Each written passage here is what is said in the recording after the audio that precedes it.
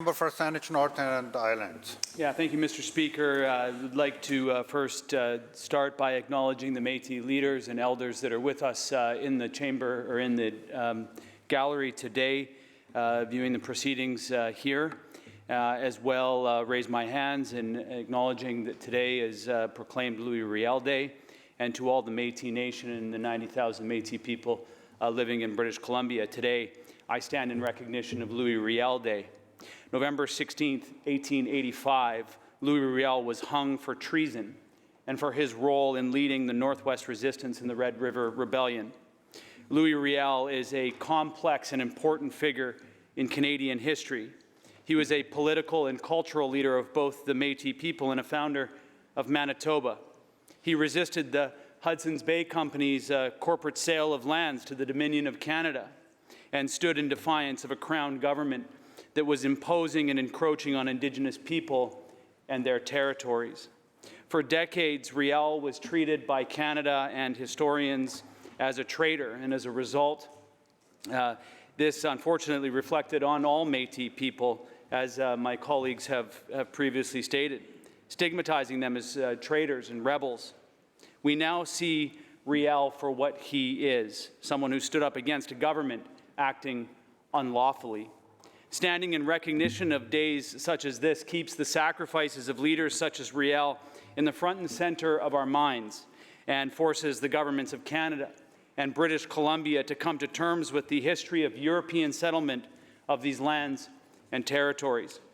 It is important that Canadians and British Columbians know and understand our history. Today is an important learning opportunity for us all, and in fact, today allowed this preparation for this statement allowed me to reflect on our history and come to a deeper understanding of those pivotal moments in our history that led us here today. It's important that we do not view this as an annual exercise, a performance of government officials going through the motions of acknowledging the past with little or no intention to do much about it. Rhetorical speeches don't replace meaningful action. Even as we stand here today and say these words of remembrance, commemoration, and recognition, the struggle of Indigenous peoples continue every day in British Columbia, in the north, the south, the east, and the west. The conflict over land that was at the heart of Louis Riel's defiance is ongoing in this country and in this province.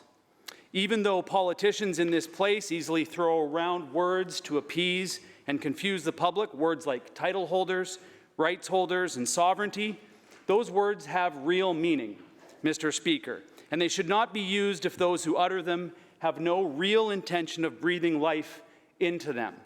Louis Riel Day marks a tragic day in the history of our country, when a person's life was extinguished for standing in defiance of a government acting unlawfully. Let's never forget the courage, sacrifice, and leadership of Louis Riel, and let us in this place ensure that we do everything we can to reconcile the conflict over land and stand in defiance when the acts of this institution ignores the commitments that we have made to all Indigenous people in British Columbia. Thank you.